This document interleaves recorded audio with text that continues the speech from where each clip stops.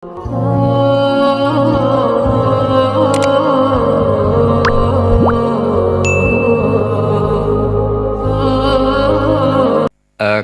diminta panitia untuk bikin judul.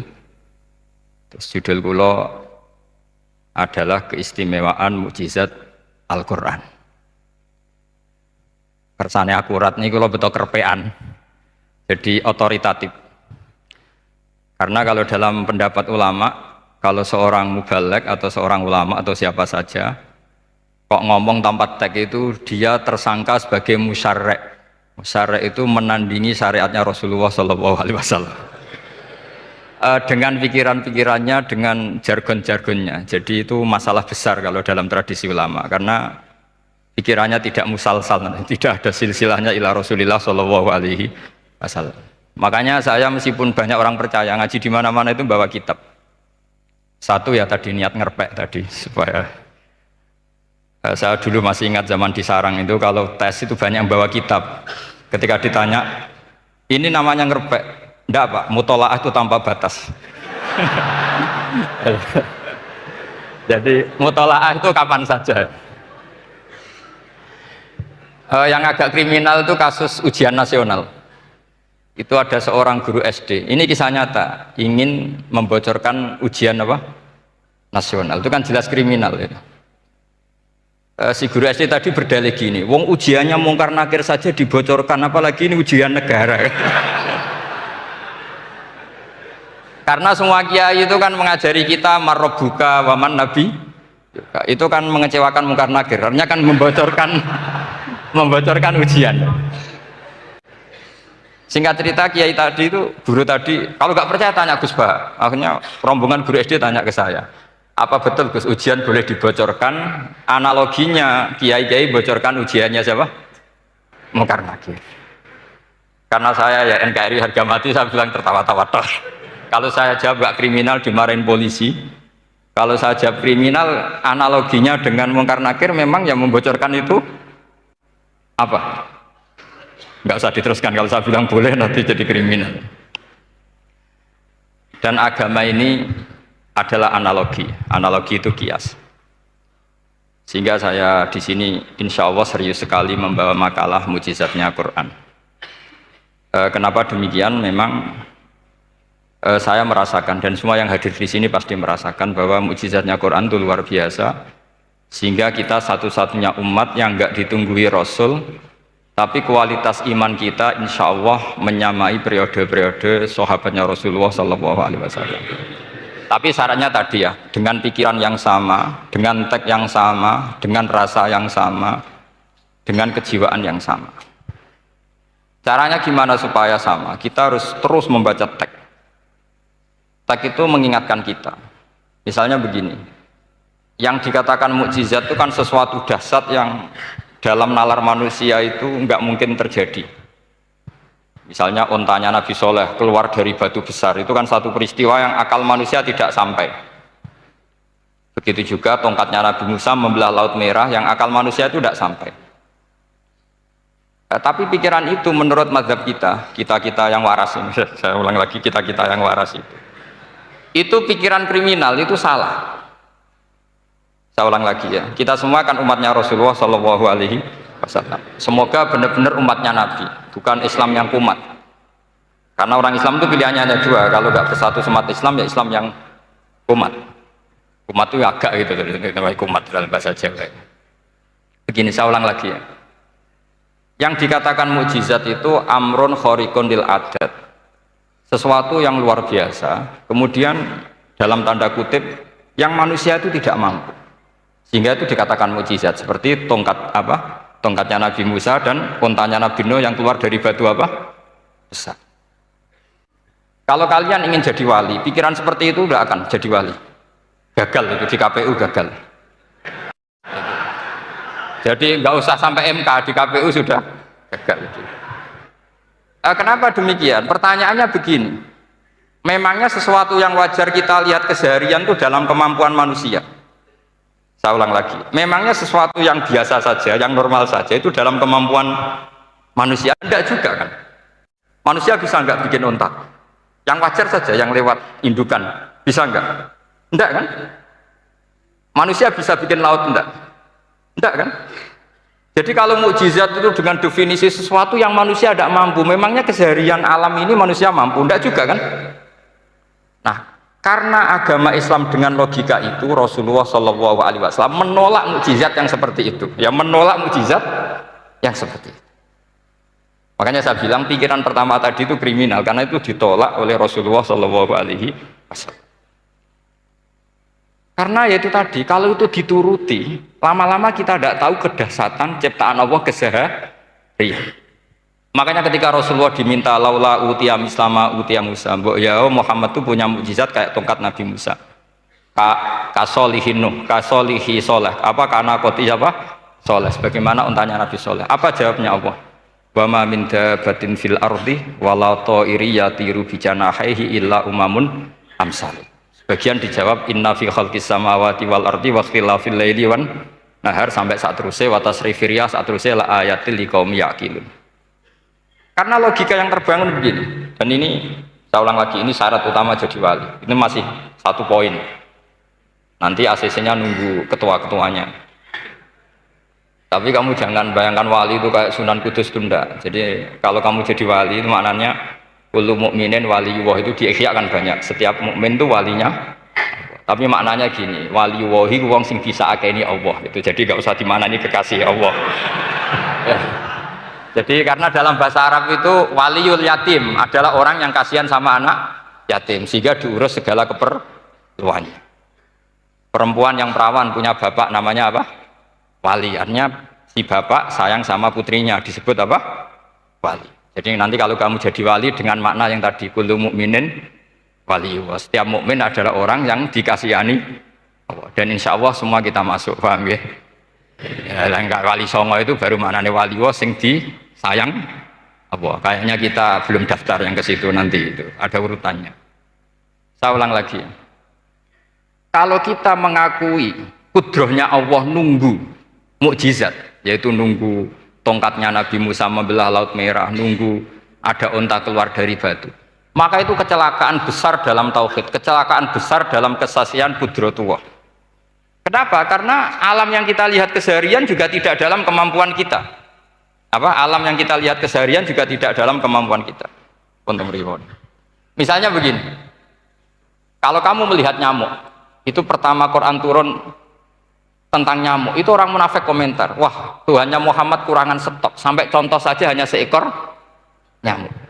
Tapi apa kata Allah? Innallaha la yastahi ayyadriba masalam ma ba'udatan fama fawqa. Nyamuk itu bukan sekedar kecilnya. Tidak usah kamu bikin nyamuk yang ada nyawanya, itu terlalu sulit. Sampean semua tak suruh bikin patungnya nyamuk. Gampang mana bikin patung nyamuk sama gajah? Gak usah dikasih nyawa. Terus cari tatahnya itu dari mana, orang Jepara pun tidak akan bisa. Belum nanti bentuk alat kelaminnya, belum nanti uratnya alat kelamin, belum nanti punya jantung, jantung punya urat, jantungnya nyamuk juga punya kuman, kumannya juga punya organ tubuh, organ tubuhnya punya urat. Apa itu tidak lebih dahsyat ketimbang tontonan mukjizat yang diperagakan para nabi-nabi sebelum Rasulullah Shallallahu Alaihi Wasallam? Maka sebetulnya ketika Quran saya katakan mukjizat ila yaumil qiyamah adalah pertunjukan Allah bikin nyamuk. Innallaha la yastahi ayyadriba mathalam ma ba'ud. Itu bagi orang alim percontohan nyamuk itu lebih dahsyat ketimbang percontohan mukjizat Nabi Musa membelah Laut Merah, juga lebih dahsyat ketimbang pertunjukan Nabi Soleh ketika mengeluarkan unta dari apa? Batu. Dong, jelas nih. Maka umat Rasulullah, terutama ulamanya harus ngomong seperti ini terus. Dengan cerita seperti ini, maka Quran jauh lebih dahsyat. Makanya mukjizatnya Quran tanpa apa? Batas. Jelas ya? Makanya kita harus bertobat secara masif, mengatakan kedahsyatan adalah nunggu sesuatu yang khariqun lil adat, bahwa yang kita lihat keseharian adalah semua di luar kemampuan kita. Nah kita ini kan keliru, itu tadi, wah unta keluar dari apa? Batu. Laut Merah terbelah, ini dahsyat, manusia tidak akan mampu. Memangnya manusia pernah mampu bikin laut? Memangnya manusia pernah mampu bikin nyamuk? Memangnya manusia pernah mampu bikin telur ayam? Karena keseharian seakan-akan ini tidak ayatnya Allah Ta'ala.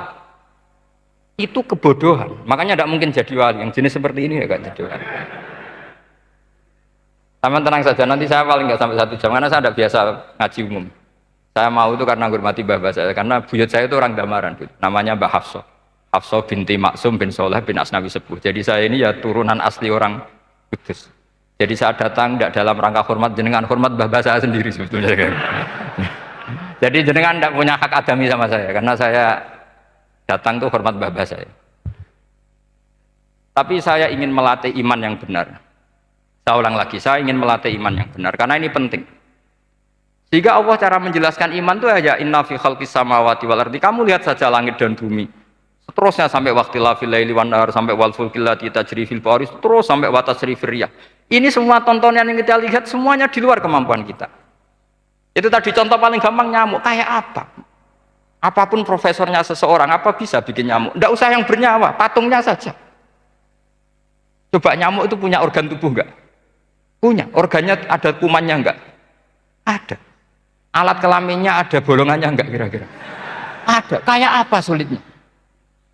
Jadi andaikan saya ke umatnya Nabi Musa terus bengkei lah sama Nabi Musa, ini gue, Nabi Musa keren, punya tongkat. Saya akan bilang Rasulullah lebih keren karena punya Quran. Nah di sini makna kenapa mukjizatnya Quran dikatakan afdolul mukjizat, mukjizat paling keren, paling hebat. Karena menjadikan manusia punya nalar yang lebih objektif. Artinya lebih objektif, kenapa kita hanya kagum dengan sesuatu yang dahsyat? Dengan alasan kita tidak mampu. Memangnya dengan hal-hal yang keseharian kita mampu? Tidak juga kan? Jelas ya? Bon, bener nih ya? Bon bener gimana ini? Bon gini malam selai didandani bareng-bareng. Bon bener ya? Sehingga iman di era Rasulullah SAW itu gak lagi butuh sesuatu yang khariqun lil. Kedua pertimbangannya Rasulullah Muhammad SAW, mukjizat yang khariqun lil adat itu resikonya lebih tinggi untuk tidak abadi. Nanti saya bacakan takbirnya. Misalnya tongkatnya Nabi Musa itu hanya disaksikan oleh orang yang di era itu pun yang kebetulan menyaksikan. Saya ulang lagi ya, resiko mukjizat mahsusah istilahnya, mukjizat yang bisa dilihat dengan indera, itu resikonya hanya dilihat orang yang di saat itu menyaksikan. Gimana? Ini prosedur. Agak gaul nih. Nggih peci, mboten. Terus gimana? Oke. Saya teruskan lagi ya. Niki mau normal nih. Mboten kebanteran nih. Mboten kebanteran nih. Saya ulang lagi ya. Jadi yang dikatakan mukjizat itu seringnya kan dikasih definisi satu pertunjukan yang di luar kemampuan manusia. Sehingga tongkat Nabi Musa membelah laut merah disebut apa? Mukjizat. Ontanya Nabi Soleh keluar dari batu disebut apa? Terus lucunya disebut alasannya karena manusia tidak mampu. Memangnya manusia mampu bikin onta normal yang lewat indukan? Mampu enggak? Artinya umatnya Rasulullah lebih sering melihat kekuatan Allah Subhanahu wa ta'ala kulla waqtin wa hinin, setiap saat, karena cara berpikir sudah dibenahi Al-Qur'anul Karim. Paham ya? Maka untuk jadi wali umatnya Nabi itu lebih mungkin karena melihat kedahsyatan Allah setiap saat. Tidak usah nunggu sesuatu yang super kayak apa? Kan filakil bahri, sebagaimana laut terbelah oleh tongkatnya Nabi siapa? Musa. Terus ketiga, kalau logika mukjizat gini itu terus menerus seperti yang dialami Nabi Musa, resikonya adalah umat selalu menuntut hal yang aneh-aneh dan melupakan hal yang pokok. Itu lebih bahaya lagi. Misalnya begini contoh gampang, kita ini hidup di bumi setelah sampean belajar ilmu falak atau astronomi atau belajar geologi, planet yang sebesar ini apa, semuanya itu sudah maha dahsyat. Gara-gara kita berpikir butuh kejadian yang aneh, ya gara-gara ingin kejadian yang aneh, mungkin lama-lama Anda ingin cari model hewan yang kepalanya itu di pantat, baru percaya kudratnya Allah. Lama-lama kamu jadi dukun. Seneng ular yang berkepala manusia, itu baru dasar. Nanti menjadi klinik. Makanya kritiknya ulama, mukjizat itu tidak perlu dituruti. Karena kalau dituruti itu bahaya bagi kelangsungan kenormalan kita. Makanya kata Abdul Hamid Khan, termasuk kitab yang saya kagumi, kata beliau begini, yang menjadikan orang kafir adalah dia nganggep kudrohnya Allah Ta'ala itu bergantung sesuatu yang dasar. Dia nggak sadar bahwa keseharian dalam hidupnya semuanya pertunjukan kudrohnya Allah Subhanahu wa Ta'ala. Kayak tadi, saya contohkan nyamuk tadi.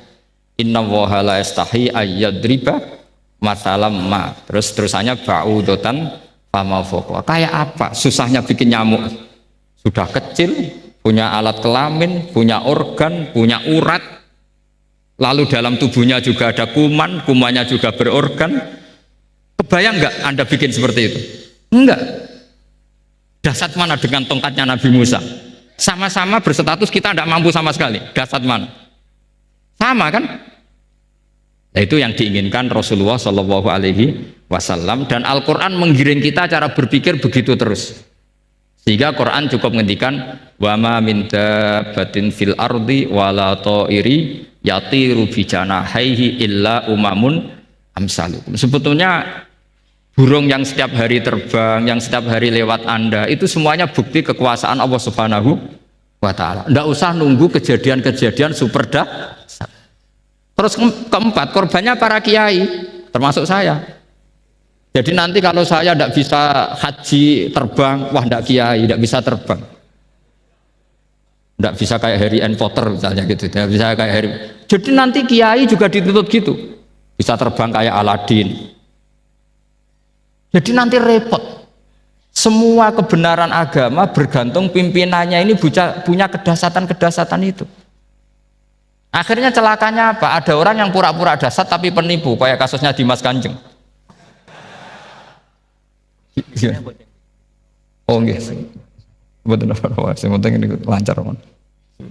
Nggih nggih.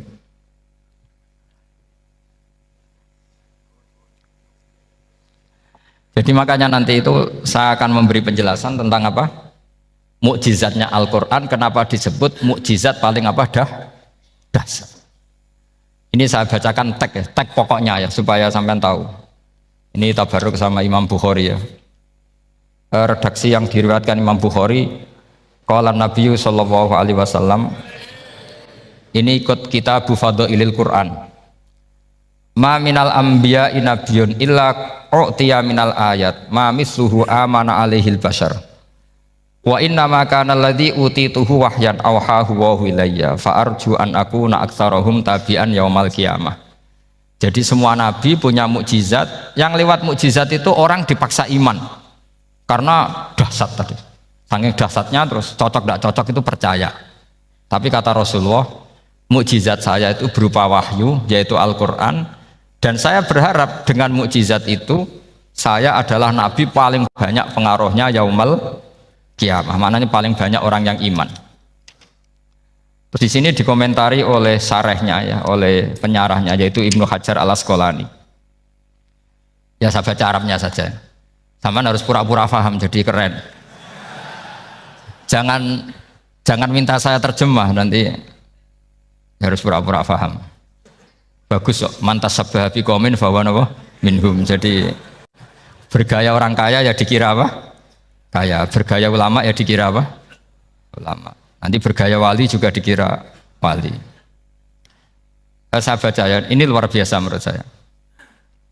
Al makna annal mu'jizati al madiyata kanat khissiyatan tusyahadu bil absor kana qoti soleh wa asa Musa wa mu'jizatul Qur'ani tusyahadu bil basirah.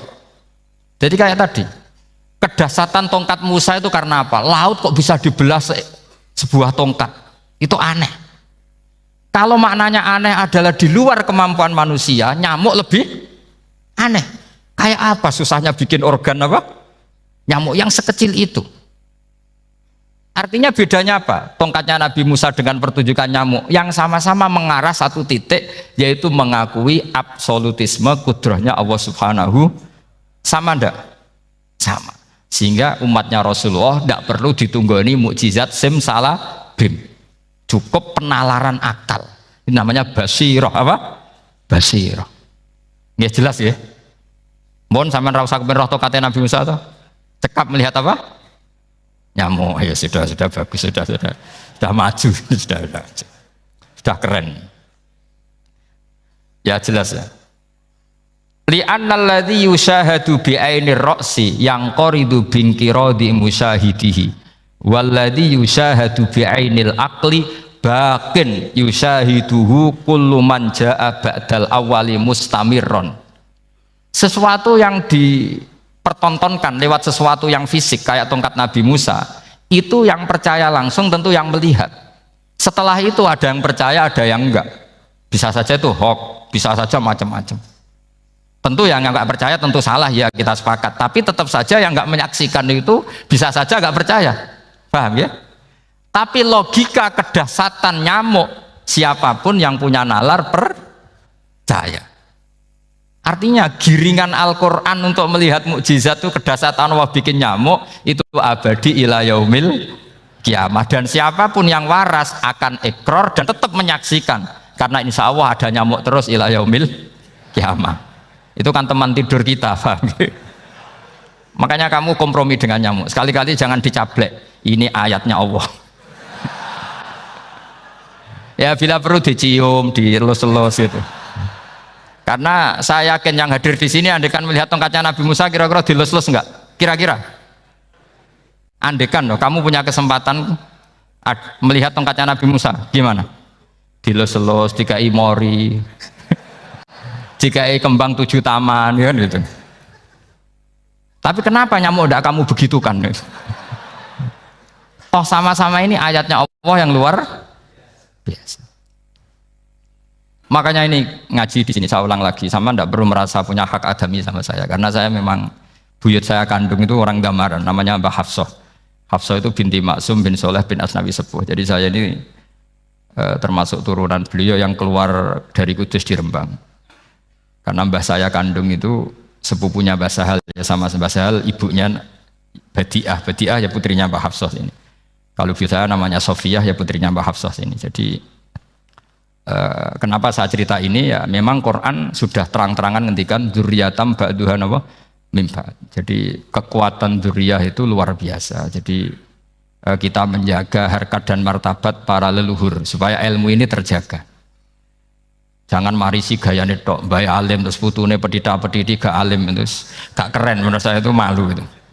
Jadi marisi itu ya kalau putunya orang alim ya alimnya, jangan marisi mulyane. Orang alim terus mulya tok gelem dicucup, itu gak keren menurut saya. Niru alimnya dulu baru sama-sama dicucup, itu baru betul, Pak. Jadi ada aturannya. Saya teruskan. Sehingga Quran kalau menggiring mukjizat, ketika Rasulullah SAW dituntut kafir Mekah, kita tahu kan mereka nuntut apa misalnya? Lan nu'mina laka hatta tafjura lana minal ardi napa yam bu'a au takuna laka jannatum min nakhili wa inabin fatufajjiral anhara khilalaha napa tafsira au tusqitas samaa kama za'amta alaina kisafan au ta'tiya billahi wal malaikati qabila au yakuna laka baitum min zuhrufin au tarqa sama. Masih mereka bilang gini, walan nu'mina liruqiyika hatta tunazzila alaina kitaban naqra'u. Mereka nuntut tuh, Muhammad saya percaya kamu Rasul, tapi syaratnya Mekah yang tandus sulap, jadi kota yang subur makmur, menjadi jannat subur makmur. Atau begini saja Muhammad, kalau kamu gelo sama saya mangkel karena kita ada iman, turunkan saja azab. Kisafam minas sama, turunkan saja azab. Atau begini Muhammad, kamu kan bilang utusan Allah, kamu datang saja bersama Allah digandeng gitu. Digandeng terus sama Allah diangkat tangan kamu, dimaklumatkan kalau kamu rasulnya. Au ta'tiya billahi wal malaikati qabila. Karena mereka dengan logika yang salah. Yang dikatakan mukjizat itu sesuatu yang seperti itu. Artinya kalau kamu berpikir mukjizat yang seperti itu, berarti Anda turunan kafir Quraisy. Anda turunan apa? Kafir Quraisy. Maka nggak boleh berpikir mukjizat seperti itu. Nyatanya Allah cukup menjawab dengan ayat wa ma min dabbatin fil ardi wala ta'iri yatiru bi janahihi illa umamun amsalukum. Dijawab lagi inna fi khalqis samawati wal ardi waqtilafil laili wan nahar wal fulkil lati tajri fil bahr sak teruse la ayatil liqaumi yakin. Semudah itu kita iman kedahsyatan kudratnya Allah. Cukup melihat kerbau. Kok bisa ya jaga populasinya? Padahal tidak pernah dia seminar cara jaga populasi. Nyatanya tetap terjaga. Tanpa lamaran ya bisa jaga keturunannya. Tanpa sesar ya anaknya lancar. Tanpa sesar kan? Artinya mereka bisa. Karena di sini ada kudratullah. Ada apa? Ada kudratullah. Nah, kalau iman seperti itu, Anda baru betul. Yaitu yang disebut Allah, ya tanazzalul amru bainahunna li ta'lamu annallaha ala kulli syai'in qadir wa annallaha qad ahata bi kulli syai'in ilma. Semua urusan di alam raya ini hanya Allah ingin mempertontonkan bahwa saya kuasa. Jadi tidak perlu nunggu yang aneh-aneh.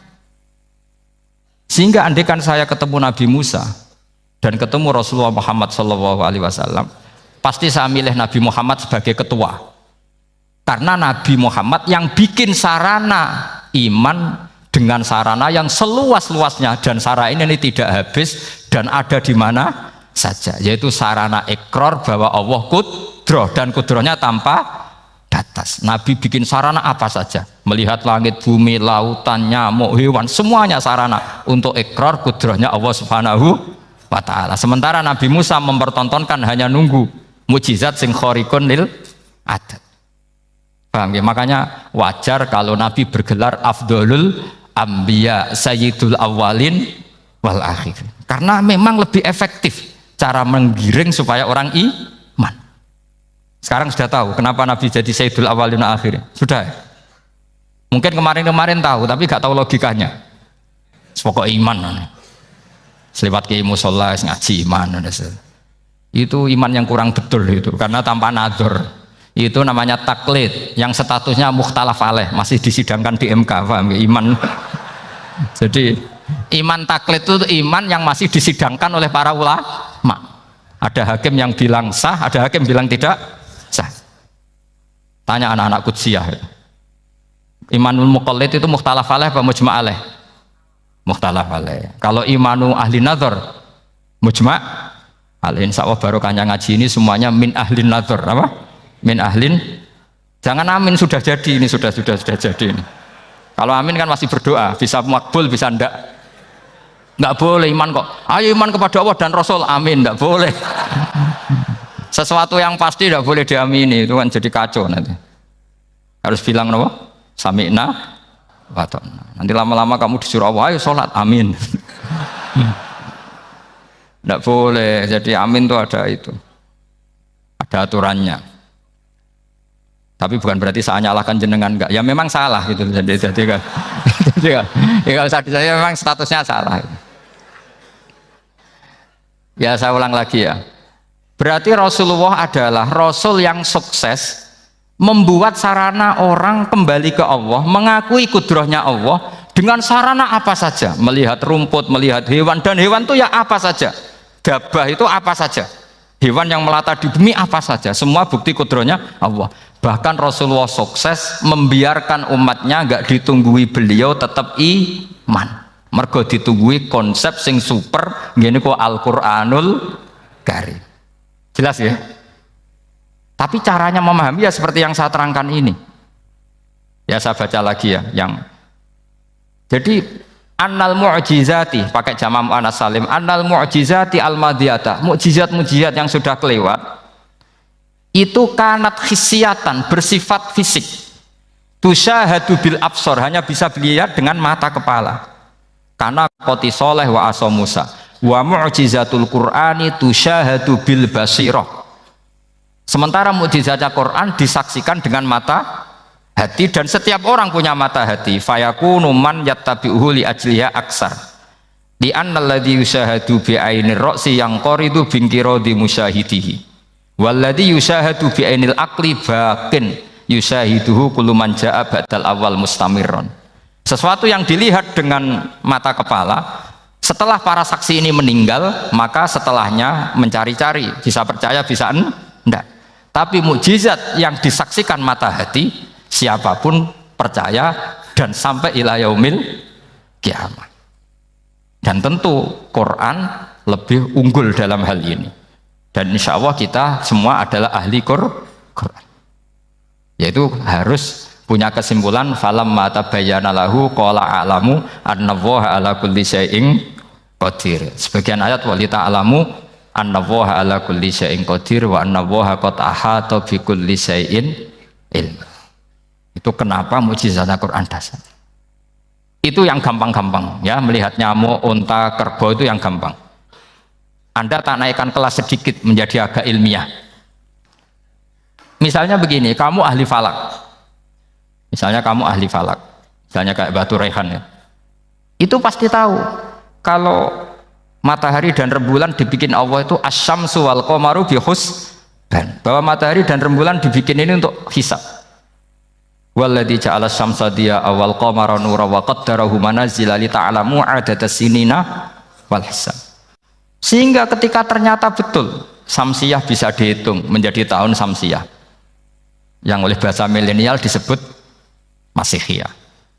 Sayyidina Umar agak tersinggung. Sebetulnya yang namanya hisab itu tidak ada hubungannya dengan Masehi dan Hijriyah, itu tidak ada. Semua berdasar matahari atau apa? Rembulan. Lah sialnya yang samsiah ini oleh bahasa internasional disebut apa? Masihiyah. Makanya Sayyidina Umar marah terus bilang ya sudah kalau gitu Qamariyah bikin apa? Hijriyah. Jadi itu sebenarnya nama politik. Sebetulnya kalau objektif yang jadi ukuran ya Samsiyah sama Qamariyah. Berhubung ini sudah diambil tetangga partai sebelah, akhirnya ya kira-kira gitu loh. Jadi kira-kira seperti itu. Akhirnya kita namanya apa? Hijriyah, apa Samsiyah sama apa? Hijriyah. Sebetulnya yang asli ya Samsiyah, Qamariyah. Tapi nggak apa-apa lah. Dunia itu mesti ada politiknya. Lah yang repot orang-orang fanatik hukum pakai bahasa nasional, itu repot. Jadi misalnya kematian Yesus Kristus, itu mesti Batu Rehan kan nggak percaya. Akhirnya ditambahi kematian Sibeh. Karena kalau bilang iya kan percaya, makanya ditambahi apa? Sibeh. Karena menurut orang Islam berkeyakinan Nabi Isa itu nggak terbunuh, maka ditambahi apa? Sibeh. Saya dulu pernah usul, karena beliau itu kalau manggil bahasa itu bude, jadi saya pernah sowan usul. Mbak ditulis gini saja, Mbak. Kematian Yesus dalam kurung katanya. Tapi mungkin terlalu vulgar ya. Jadi akhirnya dibikin apa? Sibeh ya. Di kalender Kudus kan apa? Sibeh ya, ditambahi Sibeh. Ya nggak apa-apa lah. Yang penting keyakinannya masih benar. Jadi masih benar. Kalau usulan saya terlalu ekstrim, masa dikasih apa? Katanya.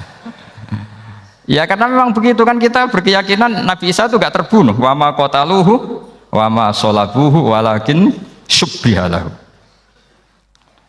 Jadi ini saya teruskan, ini paling masih seperempat jam ini. Kalau kelamaan sampai dolim itu ganggu kiai lama-lama. Gitu.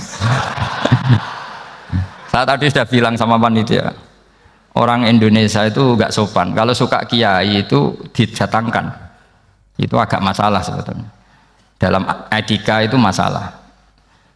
Kalau seneng kiai ya sowan ngaji, jangan sowan di dalam, itu ganggu ya, sowan ngaji saja. Dulu Imam Malik itu anaknya raja itu, Imam Malik itu seangkatan dengan Harun Ar-Rasyid. Makanya jangan berharap kalau saya gampang diundang. Bukan karena saya sombong, memang etikanya seperti itu.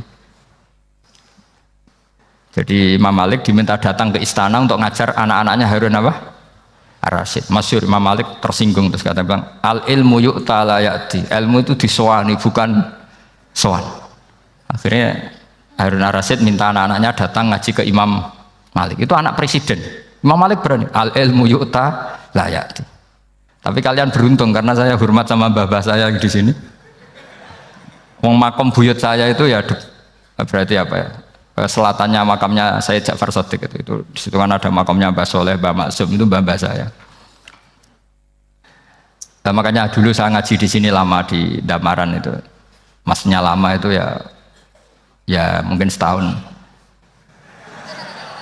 Karena saya memang mulai kecil di sarang, sampai sekarang saya masih ngajar di sarang. Tapi dulu cukup ya, karena saya kesini sudah hafal Quran, jadi hanya setor setiap hari satu juz, jadi cepat lah. Saya tidak punya masalah ingatan, alhamdulillah, jadi cepat hafal. Saya terangkan lagi ya, ini penting ya, masalah mukjizatnya Quran. Selama ini orang tuh mau bilang tok, mukjizatnya Quran itu dahsyat, tapi nggak bisa menerangkan. Itu masalah. Makanya kita harus bisa menerangkan mukjizatnya Al-Quran dahsyat itu apanya. Yaitu tadi, tongkatnya Nabi Musa hanya disaksikan oleh orang yang di era itu. Toh tujuannya mukjizat adalah diakui kemudian orang menjadi iman. Lalu Rasulullah SAW beliau sudah intaqala ila rafiqil a'la. Tapi konsepnya Quran menjadikan orang yang nggak ditunggui beliau tetap iman ila yaumil kiamah. Itu yang maksud fa'arju an aku na aksarahum tabi'an yaumal kiamah. Mukjizat saya itu cukup Quran kata Nabi, dan dengan mukjizat itu orang akan iman ila yaumil kiamah. Caranya seperti ini. Karena tadi sedahsyat-dahsyatnya mukjizat, tujuan utama orang terdikte supaya ikror ngakui kudrohnya Allah. Lah ngono kok ngenteni tongkat sakti lah opo, cukup deloknya mau. Paham nggih? Jelas ya?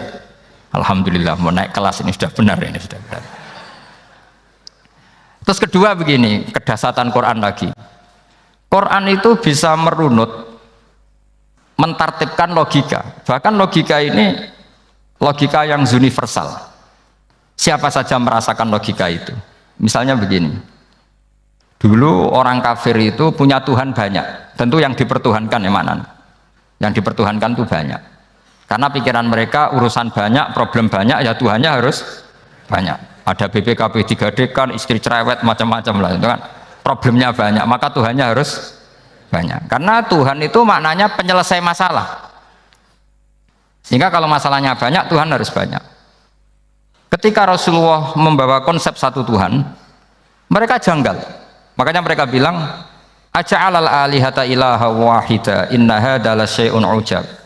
Masa Tuhan satu? Ini aneh, nggak bisa. Tuhan harus banyak, karena masalah kita banyak. Itu terpatri, di otak mereka terpatri. Lalu Nabi dengan santai diajari Allah menerangkan. Andaikan kalian punya majikan banyak dan perintahnya beda-beda, kamu suka enggak? Ya enggak suka, mat, enggak enak. Punya majikan banyak itu udah enak. Milih mana majikan banyak sama satu? Satu aja, mat. Tuhan kamu adalah majikan kamu.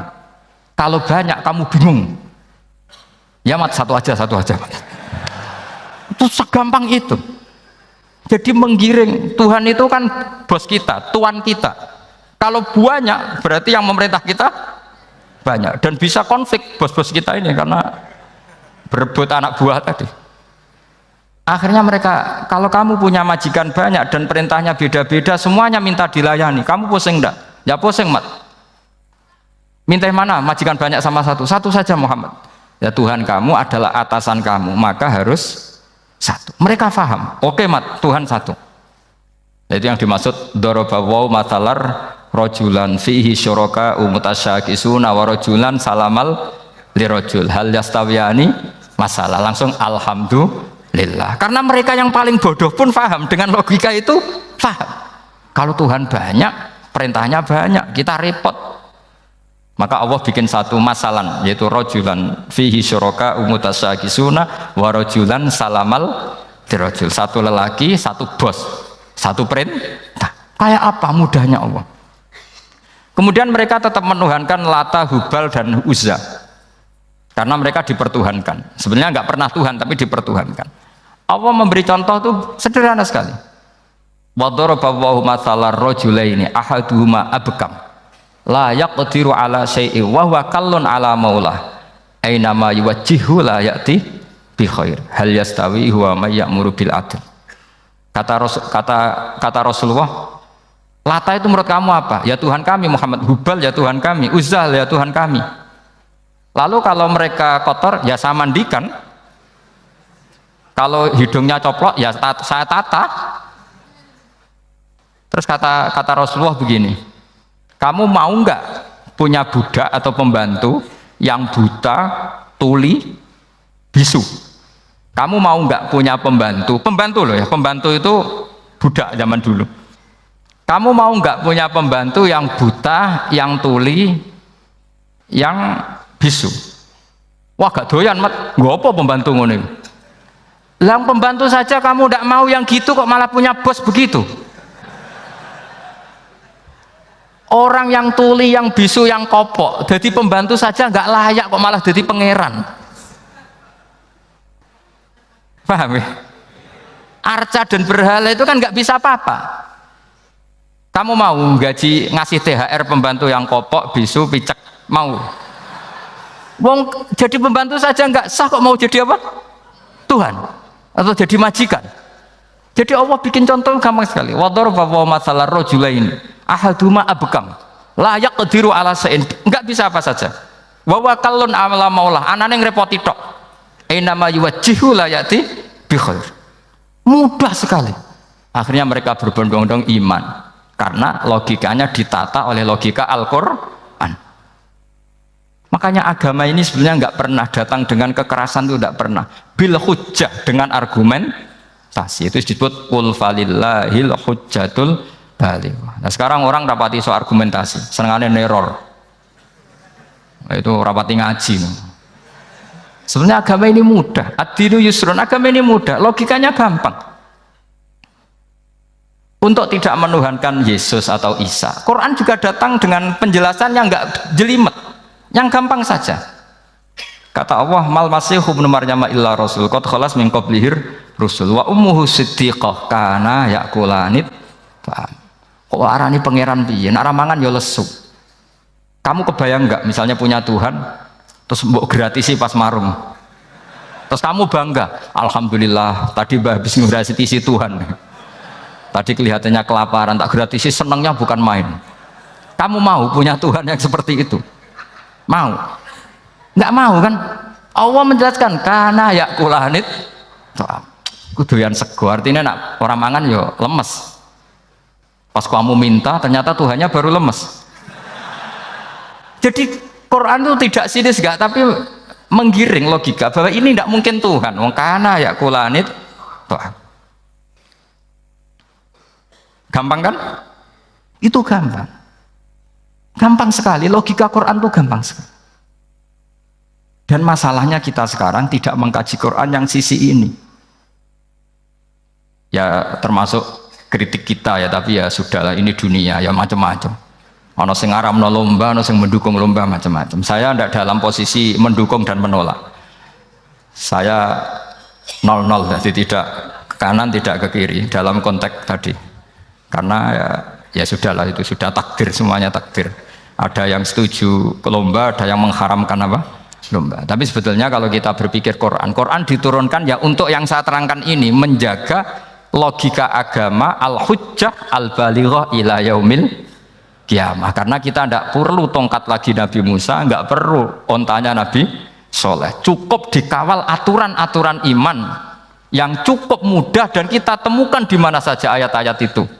Yaitu wa ma min dabatin fil ardi wala ta'iri yatiru bi janahihi illa umamun amsalukum, atau inna fi khalqis samawati wal ardi, dan seterusnya. Nah, cara berpikir gimana Gus? Gampang tadi. Kalau tongkat Nabi Musa membelah laut adalah hal yang kita tidak mampu, memangnya kita mampu bikin langit bumi? Tidak mampu kan? Berarti ini sudah cukup menjadi ayat kekuasaannya Allah. Jelas kan? Maka mukjizat Quran ini mengawal umatnya Rasulullah SAW ila yaumil kiamat dengan logika seperti itu. Saya ulang lagi, dengan logika seperti itu. Maka ulama nggak boleh berhenti seperti saya ngomong terus seperti ini. Makanya ngendikane Allah, lam yakunil ladzina kafaru min ahlil kitabi wal musyrikina munfakkina hatta ta'tiyahumul bayyinah. Bayyinah itu apa? Rasulun minallah yatslu suhufam mutahhar. Orang kafir semuanya, kata Allah, baik berkategori kafir musyrik maupun kafir ahli kitab, itu tidak akan tercerabut dari akar kesalahan mereka, dari cara berpikir mereka, hatta ta'tiyahumul bayyinah, sehingga datang satu kejelasan yang jelas welo-welo. Itu apa? Rasulun minallah yatslu suhufam mutahhar, yaitu rasulnya Allah yang membaca sahifah-sahifah suci, maknanya Al-Qur'an. Untuk menafikan ketuhanan berhala, ketuhanan Yesus, kita cukup dengan konsep Quran. Kayak tadi kana yakulanit, termasuk untuk menafikan Tuhan balita, paham ya? Tuhan apa? Fir'aun. Ini contoh terakhir, sampean siap-siap saja selesai. Karena saya memang mau selesai ini, bukan guyon, memang mau selesai. Karena menurut saya mukjizatnya Quran itu jelas. Jadi diterangkan seperempat jam ya jelas, 10 menit ya jelas. Kalau kamu butuh lama, berarti kamu menyaksikan kejelasan Al-Quran. Dan itu kriminal besar itu. Kalau nggak boleh dibahasakan murtad besar, ya kriminal apa besar. Nggak guyon, betul itu. Saya tadi mau nyontohkan apa tadi? Tuhan balita ya. Fir'aun itu berdebat sama Nabi Musa. Singkat debat begini, kalau nggak salah di J19, kalau nggak salah di surat Syu'ara, dicari sendirilah. Pertama ditanya gini, Musa kamu kesini ada apa? Ya bawa konsep Tuhan, yang jelas itu tidak kamu ya. Lalu Tuhan kamu siapa? Rabbus samawati wal ardi, yang menuhani langit dan bumi. Si Fir'aun masih berkelit. Begini, soal yang di bumi, saya jalan-jalan kemana-mana, setahu saya yang jadi Tuhan saya. Ma'alim tulakum min ilahin apa? Ghairi, di mana-mana yang dituhankan saya. Soal kemungkinan di langit begini, tunggu saya. Terus di Haman dipanggil, ya Haman ibnili sarhal ali abluhul asbab as-samawati fa'attali'a ila ilahi Musa. Haman, bikinkan saya piramida yang tinggi. Saya mau lihat Tuhannya Musa, apa betul ada? Padahal andaikan terjadi piramida kan Tuhan pun nggak bisa dilihat. Wong sampean yang wali saja tidak bisa melihat. Wali tadi yang sing disakeni Allah tadi itu aja nggak bisa melihat. Apalagi Fir'aun. Akhirnya Nabi Musa sadar bahwa logika itu tidak masuk ke Fir'aun, tidak masuk. Padahal ada pengawalnya banyak. Dan karena semua Nabi Fatona itu ibarat mobil ganti gigi, ganti argumentasi. Gini saja, yang menuhani leluhur kamu, mbah-mbah kamu, itu sontak kaget Fir'aun. Pengawalnya ya kaget. Oh iya, kalau Fir'aun ini Tuhan, mbah-mbahnya tanpa Tuhan.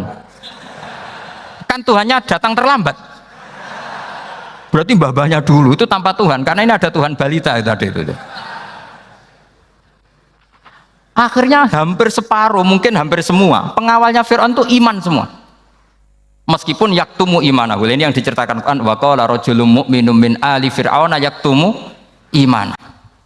Karena runtuh, semua logika Fir'aun sebagai Tuhan itu runtuh. Hanya dengan logika, kalau kamu Tuhan, lalu mbah kamu Tuhannya siapa? Fir'aun mangkel. Wah bahaya logika Musa, tangkap Musa, udah gak debat lagi. Kayak apa mudahnya logika Quran untuk menafikan ketidaktuhanan Fir'aun.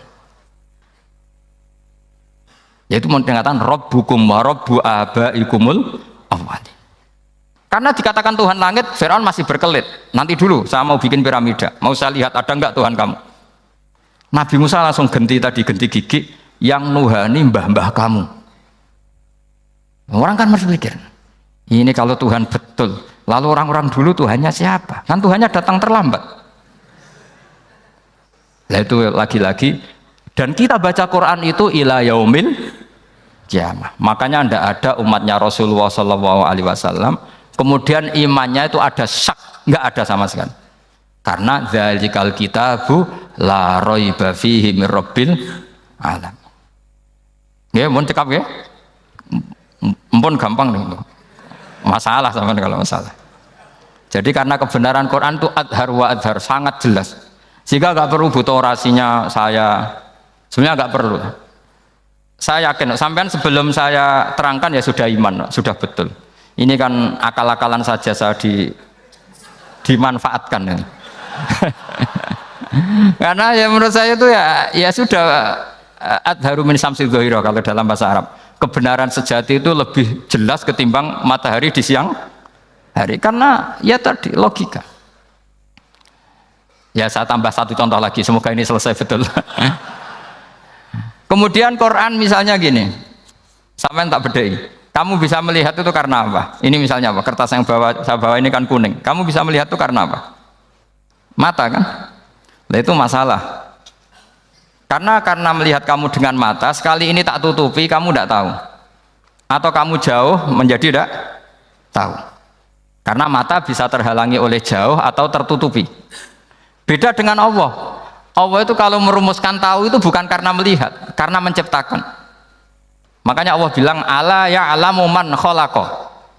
Apakah tidak tahu orang yang membuat? Misalnya ini, kertas ini kuning. Sama saya tak tutup begini. Kemudian kitab ini tak tinggal, saya datang ke Jakarta. Saya tetap tahu enggak kalau dalam ini ada kertas kuning? Tahu, karena saya yang menciptakan. Paham ya?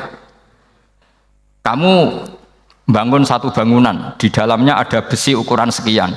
Di situ kamu menyimpan emas setengah kilo. Setelah kamu pergi kemana-mana masih tahu enggak? Tahu, karena kamu yang menciptakan. Sehingga ketika kita janggal, masa Allah pirsa semua alam ini? Logikanya gampang, masa yang bikin tidak tahu? Makanya Allah bilang ala ya'lamu man khalaqa. Paham ya? Jadi gampang sekali. Mukjizatnya Quran tuh gampang sekali. Nek ora kebangetan gitu. Pun nggih Al-Fatihah. A'udzubillahi minasyaitonir rajim. Bismillahirrahmanirrahim. Alhamdulillahirabbil alamin arrahmanir rahim. Iyyaka na'budu wa iyyaka nasta'in. Ihdinas siratal mustaqim. Shiratal ladzina an'amta 'alaihim ghairil maghdubi 'alaihim waladdallin.